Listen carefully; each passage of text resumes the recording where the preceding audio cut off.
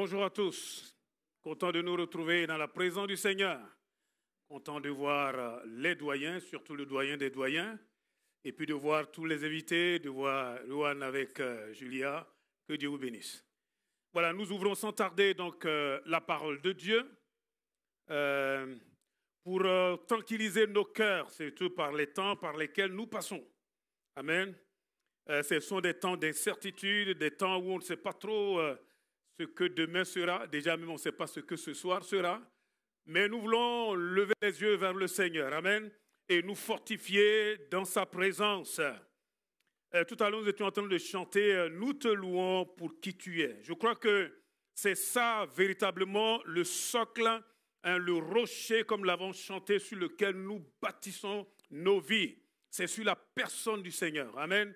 Voilà, non pas sur les circonstances que nous ne maîtrisons pas, mais nous portons notre foi, notre cœur, notre vie et tout ce que nous sommes sur la personne du Seigneur. C'est ça qui va nous garder dans sa paix. Sinon, avec tout ce qui se passe, on peut être complètement désorienté. C'est normal. Quand il n'y a presque plus rien comme vision, vous voyez, quand on se rend compte que, à part ce que nous voyons, ce que nous sentons ou ressentons, il n'y a rien d'autre, mais c'est normal qu'on soit complètement perdu. Mais la bonne nouvelle, c'est que notre Dieu est sur son trône. Quelqu'un dit Amen. Et qu'il contrôle toutes les circonstances, les temps, tout ce qu'il y a. Il tient tout dans sa main. Et même plus que cela, il te tient, toi et moi, dans sa forte main. Est-ce qu'on peut dire tous Amen? Amen. Nous prenons nos Bibles dans Jean chapitre 12. Jean chapitre 12. Je vais vous dire la vérité, je n'étais pas parti pour prêcher sur ça, mais le Seigneur me l'a imposé. Et quand c'est comme ça, je dis Seigneur, qu'il soit fait comme toi tu veux.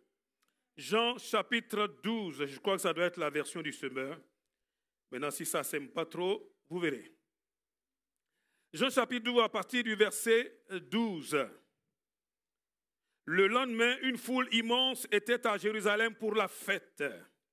On apprit que Jésus était en chemin vers la ville, c'est-à-dire vers Jérusalem. Alors les gens arrachèrent des rameaux aux palmiers et sortirent à sa rencontre en criant « Hosanna ! Béni soit celui qui vient de la part du Seigneur. Vive le roi d'Israël !» Jésus trouva un ânon et s'assit dessus. Selon cette parole de l'Écriture, « Sois sans crainte, communauté de Sion ou fille de Sion, car ton roi vient monter sur un ânon. » Si vous lisez la parole de Dieu attentivement, vous allez voir que bien avant cet épisode de Jean chapitre 12, chaque fois qu'on est venu chercher Jésus pour l'introniser comme roi, il est parti, vous voyez, il s'est caché parce que ce n'était pas encore le moment. Alors que là, le Seigneur lui-même, il va l'accepter, vous voyez, il va faire une entrée triomphale dans la ville de Jérusalem. Je vous rappelle que le Seigneur est en train de partir à la croix, il va pour mourir. Il va pour donner sa vie là, en rançon pour chacun d'entre nous, le péché de chacun d'entre nous. Une entrée triomphale où des hommes et des femmes arrachent comme ça des feuilles de palmier et commencent à crier « Hosanna ». Ça veut dire « Sauve maintenant, sauve Seigneur, Hosanna ». Voici le Messie que Israël attendait. Amen. Il fallait avoir un discernement pour pouvoir réaliser que ce Jésus-là, qui était monté sur un ânon, le petit d'une ânesse, était véritablement le Messie. Effectivement, pour ceux qui connaissent la parole de Dieu et l'Ancien Testament, c'était une façon, on va dire, presque littérale d'accomplir la prophétie de Zacharie 9:9. Zacharie avait dit déjà depuis des siècles en avant, que Jésus viendrait, que le Messie viendrait. Et là, Jésus entre de façon triomphale. Amen. On va voir que dans certaines parties justement de la parole de Dieu, il y a des gens un peu jaloux là qui disent « Ah, fais taire un peu tes disciples, tous ceux qui sont en train de crier là. » Il dit « Même si cela se taise, les pierres même crieront. » Amen. Gloire à Dieu.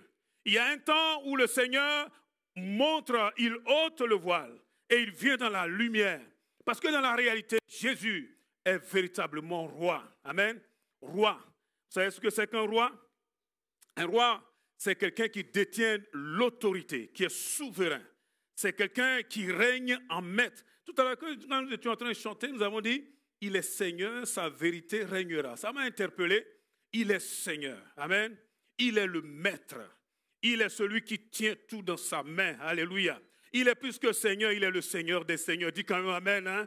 Amen. Il est le Seigneur de... Enfin, lui, c'est Seigneur avec un grand S, et puis les autres, là, c'est un petit S. Vous voyez? Il tient tout dans sa main. Il tient nos vies dans sa main. Alléluia. C'est pour cela qu'il peut dire, sois sans crainte. Sois sans crainte. Amen. Je ne sais pas vous comment vous êtes venus là, cet après-midi ici. Il y a de quoi, honnêtement, quand on ouvre les yeux, comme je le disais tantôt, quand on regarde un peu les événements dans lesquels nous sommes en train de passer, et ce qui attend non seulement la France, mais le monde entier. Vous savez que, bon, je ne vais pas faire de la politique, hein, ce n'est pas mon domaine, mais vous savez très bien que tous les blocs sont en train de se débloquer. Oui, tout est sens dessus, dessous. Et oui, le dollar est en train de perdre sa suprématie. Il y a des blocs qui sont en train de se réorganiser et il se passe des choses qu'on n'a jamais vues avant. C'est ça la réalité. Donc, personne ne peut prédire aujourd'hui ce que sera véritablement demain et ce que l'Église sera. Vous voyez? Ce que l'Église sera. On sent très bien que ça peut partir dans tous les sens, mais dans tout cela, Jésus dit, je suis roi. Amen. Et il dit, sois sans crainte. Sois sans crainte. Vous savez, le vrai problème, c'est que parfois, quand on ne sait pas ce qui arrive, on a la trouille, on a peur. On a peur parce que, comme je disais tout à l'heure, on n'a pas de vision. Vous voyez, on ne sait pas ce qui va venir. Donc, on craint. Le Seigneur dit, ne craignez pas les hommes, parce que les hommes, ils peuvent tuer seulement et puis c'est fini. Mais Dieu, il faut le craindre, parce que lui, il a la possibilité non seulement de tuer le corps, mais de jeter l'âme dans la gêne. Ah, c'est celui-là qu'il faut craindre. Et celui-là, il est, Dieu merci, de notre côté. Amen. Et mon frère, ma soeur, sois sans crainte. Dis à ton voisin, ta voisine, sois sans crainte. Sois sans crainte. Amen. Ça peut même aller très loin. Peut-être que tu es en train de traverser quelques moments difficiles pour ta santé, pour ton foyer, pour tes études, pour finalement peut-être même ta vie professionnelle. Et quand tu regardes tout cela, tu dis, waouh, où est-ce que ça va m'amener tout cela? Je te dis, hein, sois sans crainte. Erika, sois sans crainte. Amen. Sois sans crainte. Christina, sois sans crainte. Comprenez? Sans crainte. Les yeux sur le Seigneur. Je vous dis, c'est lui notre boussole. Ah, si vous détournez vos regards de Jésus, ah, vous avez de quoi courir pour aller vous cacher où? Ah, tiens, hier, j'ai vu qu'il y a des gens qui ont tellement d'argent. Il va falloir qu'on approche des gens comme ça pour nos projets. Hein. Vous savez ce qu'ils ont fait? J'ai vu une image passer rapidement. Les gars, ils ont créé un sous-marin. Un sous-marin. Je ne vous raconte pas des bêtises. Hein? Un sous-marin pour pouvoir aller se cacher dans les profondeurs de l'eau, là. De la mer, de quel océan, je ne sais pas. Ah, peut-être qu'ils pensent qu'il y a peut-être des choses qui vont venir, hein, donc une fois qu'ils sont en dessous, mais à un moment donné, il faut sortir pour respirer, je crois. Hein. Vous voyez? Donc chacun essaye de se cacher comme il peut. Il y en a même qui ont créé des bunkers. Oui. Et les pauvres là, nous dit, mais nous, on va faire comment? Bunker, tu parles de bunker. Nous, on vit dans des cases percées là. Vous voyez, on ne sait pas ce qui se passe, mais les gens ont la trouille. Les gens essayent de faire comme ils peuvent. Et là, c'est pareil. Jésus, quand il a commencé son ministère, les uns et les autres se disaient, mais où est-ce que ça va nous mener tout cela? Et Israël attendait véritablement un grand général en chef, je vous l'ai toujours dit, qui allait venir botter comme ça en touche là, mettre dehors tous ces Romains là, ces envahisseurs. Et puis là, on voit venir quelqu'un, il a tout, mais sauf vraiment un général. Enfin, il est différent. Même Jean-Baptiste se laissait un peu prendre. Parce que quand Jean-Baptiste disait, moi, je vous baptise dans l'eau pour vous amener à la repentance, et il disait comme ça, vous allez voir, quand l'autre là va venir, là, ouh, là c'est du lourd, c'est du très lourd. Lui là, il va vous baptiser d'eau et du Saint-Esprit de feu. Quand Jean-Baptiste disait ça dans sa tête, c'était littéral. Hein? Il dit, moi là, je vous parle là, race de vipère, c'est rien ça. Lui là, quand il va venir, Je ne sais pas ce qu'il va vous dire. Et puis là, il se rend compte que Jésus, là, c'est incroyable. Il va manger avec Matthieu, Lévi. Il est avec les prostituées. Et il ne comprend pas. Ça le désoriente. Est-ce que tu es vraiment celui qu'on attendait? Et dis-nous là, parce que là, on ne sait plus. Pourtant, c'est lui qui a dit, je ne le savais pas, hein, mais celui qui m'a envoyé m'a dit, celui sur qui tu verras descendre l'esprit, c'est celui-là. Mais quand il ne comprenait pas, Jésus avait des méthodes déroutantes, déconcertantes. Il n'était pas comme celui qu'on attendait véritablement. Et là, Jean-Baptiste a dit, allez lui poser les questions. Hein. Et on voit dans Matthieu 11 que les disciples, par exemple, ils vont lui poser des questions. Le Seigneur ne va même pas dire, c'est moi, c'est pas moi. Il dit, regardez, les aveugles voient, les boiteux sautent. Voilà, tous ceux qui sont possédés là sont délivrés. Voilà, allez raconter ça à Jean. Ça devrait normalement le rassurer, vous voyez. C'est pour vous dire que la méthode de Jésus était une méthode qui sortait quand même du lot. Vous voyez? Et donc, ça mettait les gens dans la perplexité, comme je disais tout à l'heure. Et ils se disaient, mais qu'est-ce que c'est que ça? Et à cause de cela, mais les gens se posaient plein de questions. Et puis le voici, il va prendre un anneau, il va monter dessus, il va rentrer là en plein Jérusalem, alors que les dirigeants religieux là l'attendaient de pied ferme. Il dit, voilà, maintenant j'arrive. Et il vient, mais d'une façon extraordinaire. Amen. Il fait une entrée triomphale. Nous voyons là que Jésus, il est roi, mais sa conception de la royauté et du royaume et du règne, ça n'a rien à voir avec une conception humaine. D'ailleurs, on le voit dans Jean, au chapitre 18, et Jean 18, qu'est-ce que je raconte? C'est Jean 18. C'est bien ça. Jean 18, à partir du verset 33. Là, il est devant Pilate. Pilate. Quand je vous dis Pilate, qu'est-ce qui vous vient à la tête, à l'esprit? C'est celui qui a lavé les mains et puis qui a dit, débrouillez-vous, hein. Votre affaire là, c'est trop compliqué. Voilà, moi je m'en lave les mains. Jean 18, à partir du verset 33. Pilate rentra donc dans le palais de justice et fit comparaître Jésus. Es-tu le roi des Juifs? Lui demanda-t-il. Dis-tu cela de toi-même ou d'autres t'ont dit cela à mon sujet, répondit Jésus. Est-ce que je suis juif, moi? Répliqua Pilate. Ce sont ceux de ton peuple, les chefs des prêtres qui t'ont livré à moi. Qu'as-tu fait? Jésus lui répondit, mon royaume, écoutez bien, mon royaume n'est pas de ce monde. Mon royaume n'est pas de ce monde. Si mon royaume était de ce monde, mes serviteurs se seraient battus pour que je ne tombe pas aux mains des Juifs. Non, réellement, mon royaume n'est pas d'ici. Es-tu donc roi? Reprit Pilate. Tu le dis toi-même.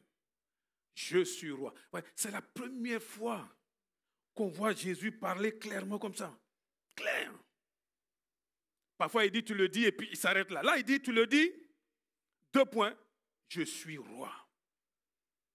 Celui qui a écrit ça, il aurait dû mettre un grand R. Hein? Je suis roi. Si je suis né, regardez la suite, si je suis né et si je suis venu dans ce monde, c'est pour rendre témoignage à la vérité.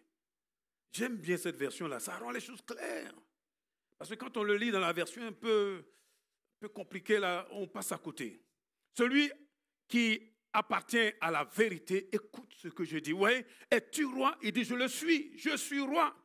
Si je suis né, si je suis venu dans ce monde, il est en train de nous dire qu'il a toujours été roi. Amen. Avant de prendre un corps et de venir comme ça dans le ventre de Marie, il était déjà roi. Il a toujours été roi. D'éternité en éternité, il est roi. Ça, c'est la préexistence même de Jésus en tant que Dieu. Toi, là, tu ne vas pas me faire tomber ici. Hein? J'ai failli dire au nom de Jésus. On ne s'amuse pas avec ça. Et donc, il a toujours existé. Et puis, il rajoute, hein, et si je suis venu dans ce monde, il y en a qui pensent que Jésus, là, c'est une créature. Jésus, il est Dieu. Un jour, il a accepté simplement pour nous sauver, par amour pour toi et moi, de prendre une chair identique à la nôtre. Et la Bible nous dit, dans le ciel de gloire, Dieu, dans son amour, il a regardé là toute cette création et il a dit, mais qui enverrai-je? Qui ira pour nous?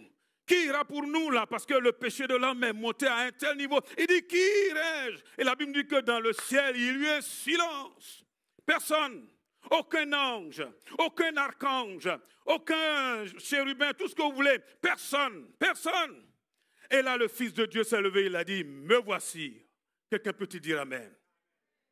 Me voici, ô Dieu, pour faire ta volonté. Et quand je vois des choses comme ça, c'est en ce moment-là qu'il a pris la décision, par amour pour toi et pour moi, de descendre dans ce monde perdu, dans ce monde qui est en proie au péché, qui est en proie à tout ce que nous voyons aujourd'hui, afin de devenir un être humain à part entière. Il était pleinement Dieu, mais pleinement homme. Amen. Alléluia. La Bible, il a été tenté en toutes choses sans jamais commettre de péché. Il s'est mis sur le même plan là, au niveau des épreuves, des tentations, comme le premier Adam. Mais lui, il n'a pas péché. Amen. De telle sorte qu'aujourd'hui, il est un souverain sacrificateur capable vraiment de nous secourir. Quelqu'un peut-il dire amen?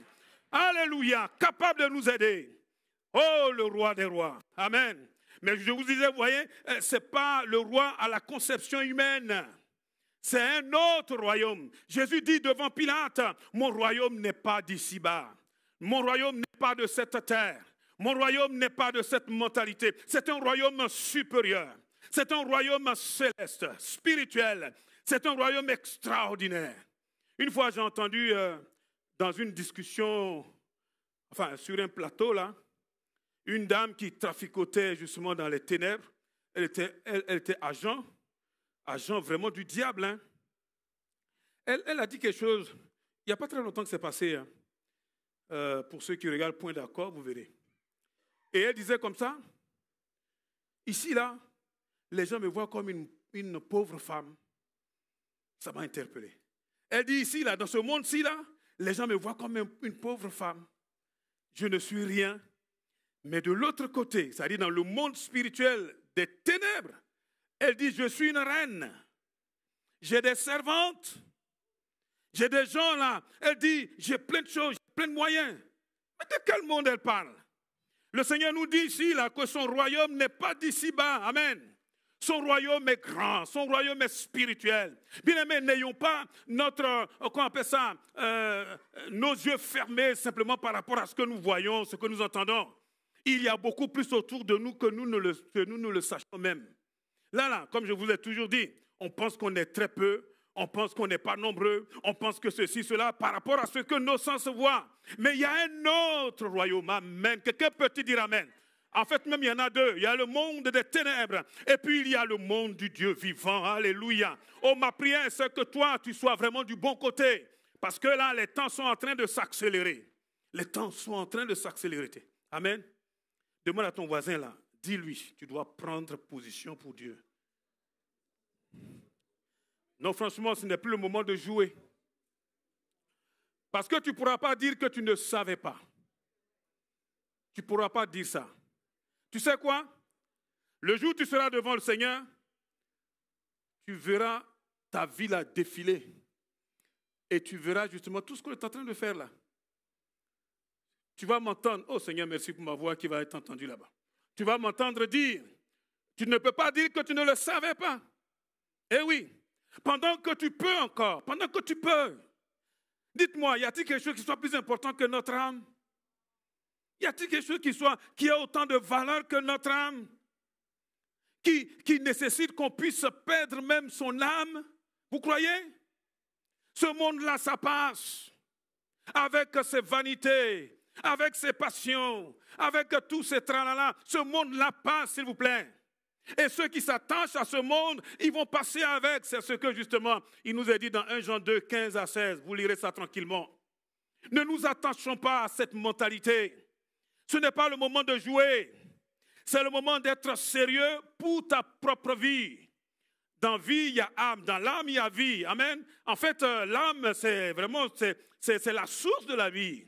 Amen. Attache-toi à Dieu.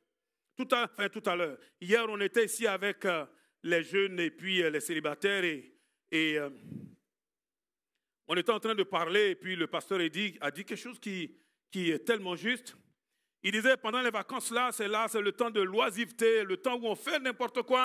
Mais nous croyons que c'est au contraire le temps de remettre les pendules à l'heure. Amen. Le temps justement de se consacrer à Dieu. Le temps de dire, Seigneur, ce que je n'ai pas pu faire pendant l'année là, parce que j'étais tellement préoccupé, c'est le temps de prendre vraiment des vraies décisions. Amen. Prends une décision pour ton âme. Prends une décision pour ton âme. Amen.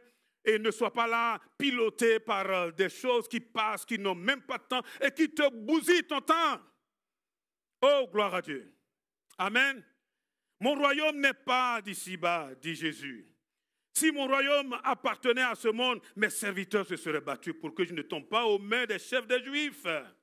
Le royaume de Dieu, c'est un autre royaume qui n'a pas la même mentalité.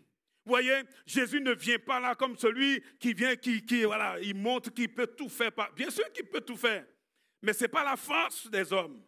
Amen. On va voir c'est quoi le royaume de Dieu et c'est quoi justement ce qu'il nous demande. Alléluia. Si je suis né, si je suis venu dans ce monde, c'est pour rendre témoignage à la vérité, pour dire vraiment ce que c'est que la vie. La réalité, c'est que toi et moi, nous ne savons que ce que Dieu veut que nous puissions savoir. Il y a beaucoup de choses que nous ne savons pas. Il faut accepter ça. Il faut accepter qu'il y a plein de choses qu'on ne sait pas.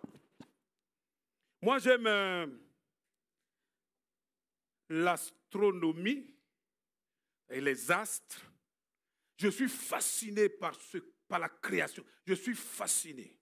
Franchement, je suis fasciné de voir des milliards et des milliards de galaxies.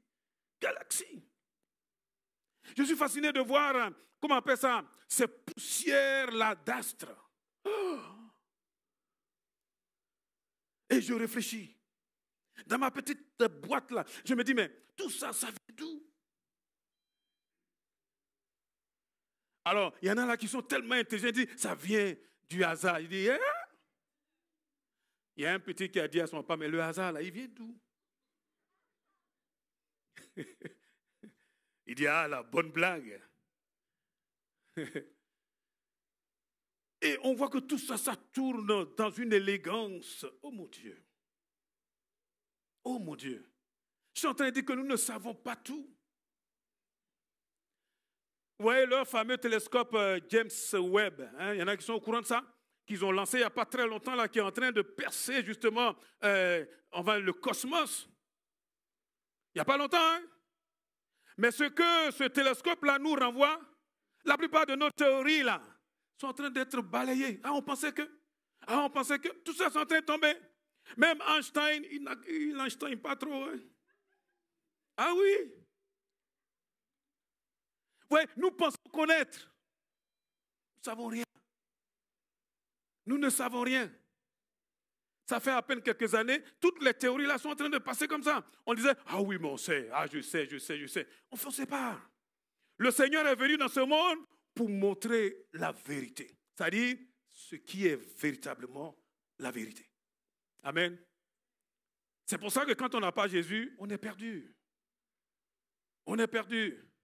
Oh mon Dieu, la vérité. La vérité est dans une seule personne. Il y a véritablement deux royaumes, mais le royaume de Dieu est extraordinairement au-dessus de tout cela. Vous savez que nous sommes de passage ici, en transition. Eh oui, nous sommes simplement dans le hall, là, dans le sas pour passer, simplement derrière le voile. Eh oui, nous sommes de passage. Et quand tout est en train de bouger autour de nous, comme maintenant par exemple, ce n'est pas le moment de pleurer. Ce n'est pas le moment de dire, c'est le moment de dire, Seigneur, je vais ranger ma vie. Amen. Habakkuk dit, prépare-toi à la rencontre de ton Dieu. Prépare-toi. Attendez, c'est ton Dieu, hein, mais prépare-toi quand même. Parce que quand Jésus vient là, lui, il ne dit pas, non, ça c'est mon pote. Non! C'est du tout ou rien. Ou tu es avec lui, ou tu n'es pas avec lui. Vous comprenez? Préparons-nous, bien-aimés, préparons-nous. Gloire à Dieu. Il y a une mentalité, il y a une façon de faire, et c'est ce que nous allons voir. La première chose que nous lisons dans Matthieu 11, verset 28, que vous connaissez très bien, nous allons le relire, verset 28 jusqu'au verset 30. Matthieu 11, verset 28 au verset 30. Venez à moi, vous tous qui êtes accablés, voyez, accablés, sous le poids d'un lourd fardeau, je vous donnerai du repos. On peut connaître ces versets-là par cœur. On peut les réciter, ça fait bien, gloire à Dieu. Et on peut passer à côté de la vie, du jus qui est dedans. Que Dieu nous aide. Verset 29, s'il te plaît. Prenez mon joug sur vous et mettez-vous à mon école. Oh, j'aime bien cette expression. Alléluia. Mettez-vous à mon école, car je suis doux et humble de cœur, et vous trouverez le repos pour vous-même, pour vos âmes, dit l'autre version. Gloire à Dieu. Verset 30, oui, mon joug est facile à porter et la charge que je vous impose est légère. Nous sommes en train de dire que Jésus est roi. Jésus règne sur un royaume que nous avons, auquel parfois même nous n'avons même pas idée. Extraordinaire. Et il a toujours été roi. Et pour nous sauver, un jour, il a accepté de naître, de venir dans le ventre de Marie, de devenir un être humain comme vous et moi. Il dit, il est venu dans ce monde pour témoigner, pour dire ce qui se passe. Jean dit, personne n'est monté au ciel. Il y en a un seul qui est descendu, c'est Jésus-Christ. Amen. Pour nous raconter exactement ce que c'est. Alléluia. Il est venu pour nous dire la vérité. Et là, il est en train de nous parler un peu des conditions réelles pour être dans ce royaume. Et ça te concerne toi et moi. Venez à moi, vous tous qui êtes accablés. Remarquez que le Seigneur dit, vous tous, nous tous, nous sommes invités. Nous tous, Dieu ne fait exception de personne. Vous tous, Dieu lance l'invitation à tout le monde. Et en même temps que cette invitation, elle est presque gratuite pour tout le monde, mais elle engage chacun d'entre nous. Comment toi tu te positionnes là, ça dépendra finalement de toi. Et les conséquences, c'est toi-même qui vas les tirer. Nous sommes tous invités aux noces. Nous sommes tous invités à la table du roi. Nous sommes tous invités à venir dans la présence de Dieu. Nous sommes tous invités à entrer dans cette vie d'abondance. Mais le choix dépend que de nous. Amen. Vous tous qui êtes accablés sous le poids de lourds fardeaux. Accablés. Ça veut dire que nous sommes tous invités. Encore faut-il reconnaître que je porte un fardeau. Il faut le reconnaître. Et il n'y a pas de fardeau plus terrible que le fardeau qu'on ne voit pas à l'extérieur. Le fardeau qui lui est à l'intérieur. Vous voyez, quand quelqu'un est blessé à l'extérieur comme ça se voit, tout de suite on cherche à venir aider la personne. Mais les blessures, les souffrances intérieures, c'est encore terrible. Quand on ne connaît pas le Seigneur, quand tu ne connais pas le Seigneur, et que tu es là en train de pratiquer le péché, ta conscience ne peut pas te laisser tranquille. Tu te bats contre toi-même. Tu te bats contre ce que Dieu veut essayer de te dire. Tu essayes de cacher cette affaire. Et chaque fois, quand tu es en présence de la lumière, tu essayes finalement... Enfin, si tu peux même disparaître, tu vas disparaître. Ça, là, c'est des gens qui sont sous de lourds fardeaux, condamnés dans leur propre conscience. Et il y en a comme ça parmi nous, là, qui essayent de se cacher. Et aujourd'hui, là, tu es venu ici en pensant que tu es venu simplement par hasard. Dieu te donne une occasion de venir déposer là à ses pieds tes fardeaux. Arrête de te cacher, arrête de raser les murs. Il va falloir que toi aussi tu viennes à la lumière. Viens à la lumière. Nous tous là, nous étions de ce nombre-là, à commencer par celui qui vous parle. On essaye de cacher tout. Moi, je me rappelle, j'arrivais comme ça au lycée. Oh, j'étais le bon religieux. Waouh! Je ne sais pas pourquoi je défendais l'indéfendable. Enfin, je ne veux pas dire trop de choses compliquées. Ma femme m'a dit d'être sérieux, donc je vais être sérieux. Et la chose, je ne connais pas, mais après, je commençais à défendre. Mais quand je voyais les arguments devant, je dis, quand même, cette religion-là, elle est quand même bizarre. Et j'ai rencontré des jeunes qui étaient aussi des religieux. Mais j'ai vu que pour eux, là, c'était plus que ça. Il y avait quelque chose que moi, je n'avais pas, c'est la vérité. Waouh! Ils étaient vrais. Vrais. Quand on a rencontré Dieu, ça se voit, on est vrai. Vous savez quoi? Moi, quand j'étais devant eux, là, Il fallait arrondir les bords, il fallait expliquer, parfois des choses qu'on ne peut même pas expliquer, mon frère. Mais eux, là, à un moment, je me disais, mais ils font exprès, quoi. Je les ai presque espionnés. J'ai essayé de voir s'ils n'étaient pas en train de nous mener un peu dans la farine, comme on dit. Et je me suis rendu compte que ces jeux-là étaient vrais. Vrais. Mais moi, au fond de moi, il y avait quelque chose qui me condamnait. Parce que derrière mes actes de la religion, là, hey, j'étais plus gros pécheur. Et ça, là, comme je vous ai dit, je cherchais à cacher ça. À cacher ça. Comme toi, tu vis dans des choses qui ne sont pas à la gloire de Dieu. Je vais te dire quelque chose. Dieu ne passera jamais sur ton péché. Les hommes ne voient pas, hein. Mais Dieu, là, il ne va pas faire une exception pour toi. Parce que c'est à cause du péché que Jésus est allé à la croix pour toi. Et tu es responsable. Je suis responsable. Dieu est un Dieu d'amour, mais il ne passera jamais sur tes 400 coups. Et je te le dis, mon frère, avec peut-être, je ne sais pas, un peu de plus de sérieux. Mais c'est la vérité. Tu peux courir. Tu peux aller à l'autre bout du monde. Tu peux faire le tour du monde, je ne sais pas moi, en 3 ou 4 secondes si tu veux. Mais quand tu vas revenir là, à la case départ, tu trouveras Dieu qui te dira, je t'aime. Mais il va falloir que il faut que tu avoues ton péché. Il faut que tu délaisses ton péché. Il faut que tu dises, c'est bon, j'en ai marre. J'en ai marre. Moi, je me rappelle, là, je suis allé dans cette église où on m'a invité. Ces jeunes-là m'ont invité. Je voulais me cacher. Mais vraiment physiquement me cacher. Dans une grande salle.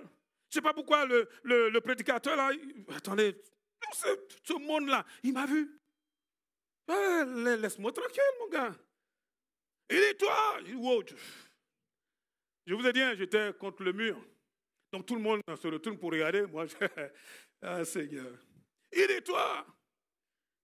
Il m'a fait venir là, excuse-moi, doyen, pratiquement comme ça. Oh. Ce qui m'a impressionné, je le dis tout le temps, mais c'est la vérité devant Dieu. Il a mis ma vie de ténèbres là dehors. Comme le Seigneur est en train de te montrer que toi, tes 400 coups là, tu ne peux pas t'en sortir. Et tu sais quoi? Il y en a un qui te condamne avec ça. Chaque fois que tu veux te lever, toi, il commence à dire non, non, non, tu n'es pas digne, tu n'es pas digne, tu n'es pas digne. La bonne nouvelle, c'est qu'il y a un royaume où tu peux te relever. Dis Amen. Amen. Venez à moi, vous tous qui êtes fatigués, chargés, vous tous qui ployez là, accablés de lourds fardeaux. Qui est-ce qui n'a pas de fardeau? Il faut venir justement au Seigneur. Alléluia. Chargé des conséquences de nos péchés. Et on vit une vie de misère, misère, misère.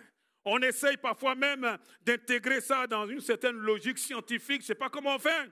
La réalité, c'est que l'homme est esclave de ce qui a triomphé de lui. Eh oui. Vous savez quoi? Le péché, là, on ne peut pas le transformer. On ne peut pas dire, on ne peut pas amener le péché à être plus blanc que, je ne sais pas. Non, non. Il y a une seule chose à faire pour le péché. Il faut l'éradiquer. Il faut le tuer. Il faut le supprimer. Tu ne peux pas l'améliorer. Tu ne peux pas l'améliorer. Tu ne peux pas l'améliorer. Et nous tous là qui sommes ici, s'il vous plaît, ce n'est pas parce que nous venons à l'église essentielle, Dieu merci, à Dieu ne plaise. Mais je vous en prie, il nous faudra sortir de cette vie où on ne sait plus si on est enfant de Dieu ou si on est Dieu de ce monde. Parce que le Seigneur dira, mon royaume n'est pas d'ici-bas. Amen. Mon royaume, c'est fait d'hommes et de femmes, encore une fois, qui sont courageux, qui sont capables de dire, Seigneur, voici mon fardeau. Voici mon fardeau. Arrête de porter des masques. Arrête. Vous savez, celui qui porte des masques, c'est celui qu'on appelait justement dans le temps et dans le monde des spectacles l'hypocrite. L'hypocrite, c'est celui qui porte des masques. Alors, quand les gens n'allaient pas bien, ils allaient voir, je crois, un prêtre dans le coin là, et lui disait, ah, va voir l'artiste là, le clown. Et puis il allait, le clown faisait plein de choses, et puis il était un peu bien. Et il avait trouvé comme ça son truc. Et puis un jour, il y a quelqu'un qui est venu là, où son cas était difficile. Il a essayé, il dit, va voir le clown. Le gars l'a regardé, il dit, c'est moi le clown. C'est moi le clown. Ça veut dire que derrière cette façon d'amuser les gens, d'aider les gens, lui-même là, il était triste, pauvre, misérable, nu. Ouh. Oh, merci Jésus, vraiment. Fatigué, chargé. Nous avons besoin de soulagement. Nous avons besoin de paix. Nous avons besoin de repos. Alléluia. Nous avons besoin de pardon, de pardon, de pardon, de pardon, de pardon. Combien de fois on a prêché sur le pardon? Combien de fois? Combien de fois le Saint-Esprit t'a dit pardonne et accepte le pardon? Combien de fois? Mais tu sais, si tu ne pardonnes pas, mais le Seigneur dit, il ne te pardonnera pas non plus. Et dans ce royaume-là, on fait profil bas. On jette nos péchés là devant le Seigneur. Et on s'attend à Dieu. On est prêt à porter son joug. C'est pour ça qu'il dit, prenez mon joug et mettez-vous à mon école. En bon, dans ce royaume-là, il faut se mettre à l'école du Seigneur. Il y a une école. Vous savez ce qu'on fait à l'école? On apprend. On apprend. On n'apprend pas des choses seulement théoriques, mais on apprend en regardant le maître. On apprend à l'exemple de Jésus lui-même. Oh, j'aime ça. Mais Jésus, notre roi, vous savez lui ce qu'il fait? Il est devant. Lisez Jean 10. Il est le bon berger. Alléluia. Il est la porte des brebis. Oh, bien-aimé, quand il a fait rentrer tous ces brebis-là, la Bible dit il marche devant ces brebis. Quelqu'un peut-il dire amen? Ah, moi j'aime un chef comme ça, qui donne l'exemple. Il dit, mettez-vous à mon école. C'est l'école de l'obéissance. C'est l'école de l'obéissance. C'est ça là qui fait la différence entre chacun d'entre nous.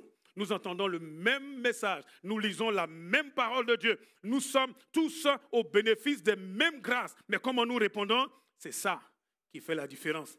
Tu sais pourquoi tu traînes tant? Pourquoi est-ce que tu as comme l'impression que les portes te sont encore fermées? Je te dis quelque chose. C'est parce que tu es têtu. Parce que tu es désobéissant. Parce que tu es toujours en train de te révolter contre Dieu. Tu sais quoi? Viens à l'école du Seigneur. Quand je vous dis ça, c'est bon pour moi. Hein? À l'école du Seigneur. Où on apprend.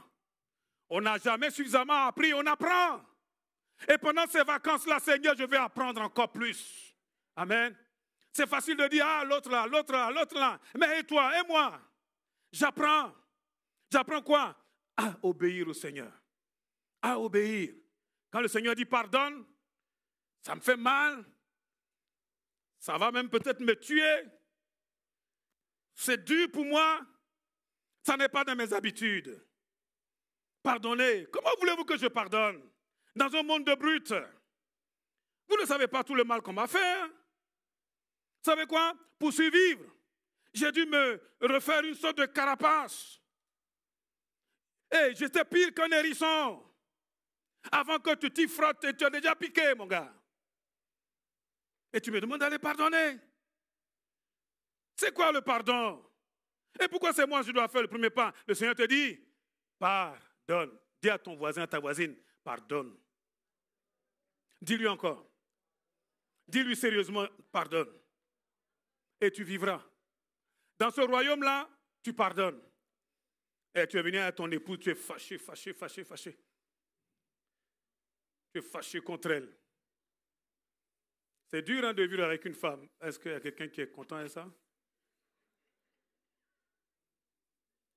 Ah, c'est sûr qu'au début, elles sont toutes jolies, hein? Pardon? Oui, c'est ça. Et parfois, elles sont piquantes, hein, les femmes, hein?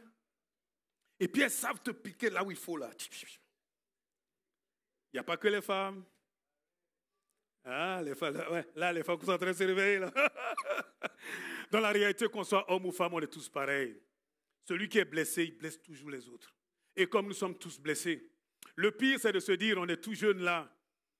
Je me disais, mais je vais avoir une femme. Avec toutes mes blessures là, oh, elle va s'occuper de moi. Elle va me bichonner. Elle va m'aider. Wow, quelqu'un qui va me soutenir. Et puis, ce que je n'avais pas réalisé, c'est qu'elle aussi, en fait, c'est ce qu'elle se disait.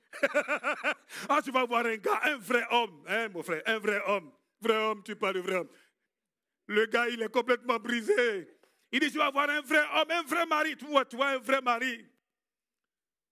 Et puis, le premier jour, bon, ce n'était pas encore à la mode, mais comme je vous l'ai dit, hein, où j'ai commencé à dire, mais c'est qui le patron, en fait?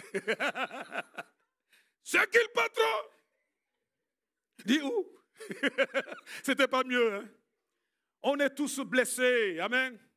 On a besoin de réconfort. Et là, toi, tu es venu là avec ta femme, tu es fâché comme ce n'est pas permis. Tu as fait quoi? Tu es en train de parler de divorcer? Divorcer? Pour aller prendre quoi? Un ange ou une autre femme? C'est pareil. C'est pareil. Pour aller prendre un autre homme? Oh, c'est la même chose. C'est le même, la même pâte. Oh mon Dieu. Vous savez, il y a quelque chose qui doit changer. Ce n'est pas l'autre, c'est moi. Et pendant ces vacances-là, j'ai dit, Seigneur, vraiment, je vais aller à ton école. Quelqu'un peut-il dire, Seigneur, je veux être à ton école là pendant cet été. Amen. Quels sont ceux qui n'aiment pas l'école du Seigneur? Levez la main. Qui n'aiment pas l'école du Seigneur. Ah! Vous voyez, hein? Je vais recommencer. Quels sont ceux qui aiment l'école du Seigneur? Ouais! Attention, le Seigneur met des notes. Et il n'a que 2 notes, soit 0, soit 20. J'aime bien ce chant-là qui dit, au ciel, on sera noté. J'ai dit, mon frère, on est noté même ici-bas déjà. Amen. S'il vous plaît, allez, pour aller vite, parce que le temps tourne. Il faut être à l'école du Seigneur. Il dit, je suis doux et humble de cœur. Il faut accepter de se mettre à l'école, apprendre de lui, se laisser transformer par sa parole pour être semblable à Jésus. Pour être semblable à Jésus. Alors moi, j'ai envie de dire à mon épouse, chérie, vraiment, tiens bon. Le Seigneur va m'aider à faire mieux encore. C'est vrai.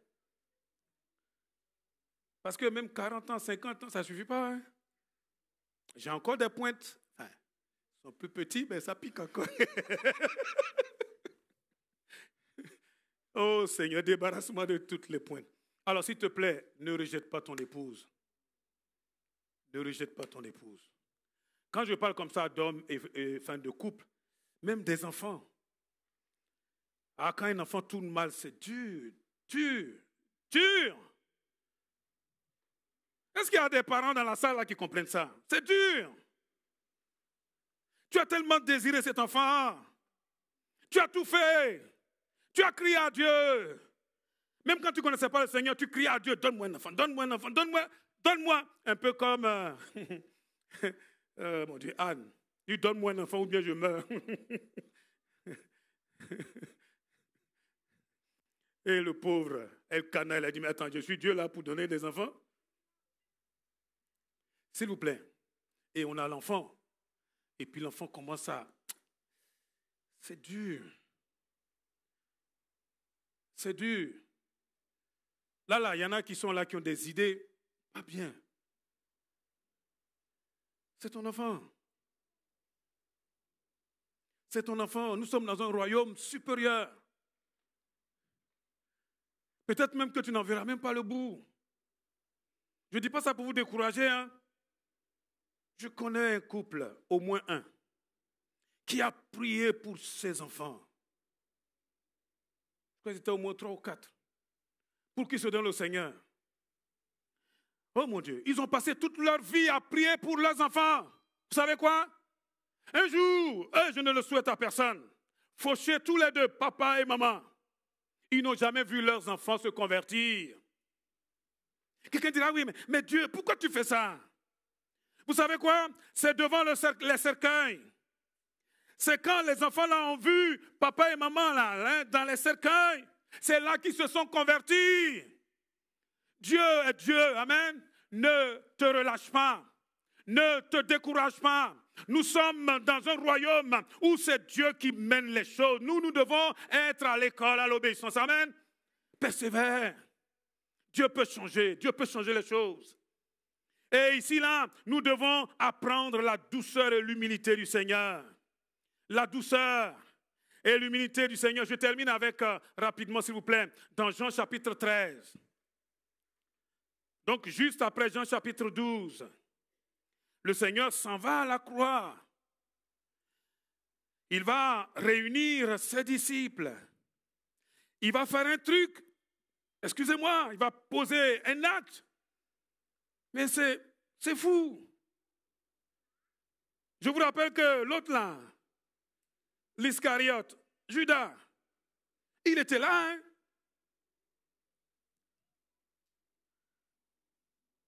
Bon, il faudrait lire à partir du verset 1er, mais allons directement dans Jean 13, verset 12. Nous lirons jusqu'au verset 17. Après leur avoir lavé les pieds, il remit son vêtement et se remit à table. Puis il leur dit, avez-vous compris ce que je viens de vous faire? Jésus, il va porter là un linge comme un véritable esclave. Ça, c'est le travail des esclaves. Hein? Et il va se mettre à laver les pieds des 12 là, y compris de Judas. Wow!